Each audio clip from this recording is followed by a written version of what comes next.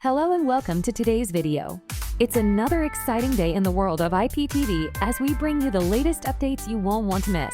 Hit that subscribe button and leave a thumbs up if you're interested in the newest advancements. Also, don't forget to visit 2tv.store, your go-to shop for the best IPTV services available. Let's dive right into our fast and hassle-free tutorial on installing IPTV on the ever-popular Amazon Fire Stick. First, ensure your Fire Stick is connected to your TV and operating properly.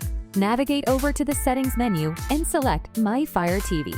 Here, you'll want to go into Developer Options and turn on Apps from Unknown Sources. Now, return to the Fire Stick home screen and use the search function to find and download the official IPTV app suitable from the store. Once installed, simply open the app, enter the details provided by 2tv.store, and voila! Enjoy your favorite shows and movies without interruption. For more insightful tutorials and updates, remember to hit subscribe and prepare for a world of ultimate streaming freedom with 2tv.store, the best IPTV provider.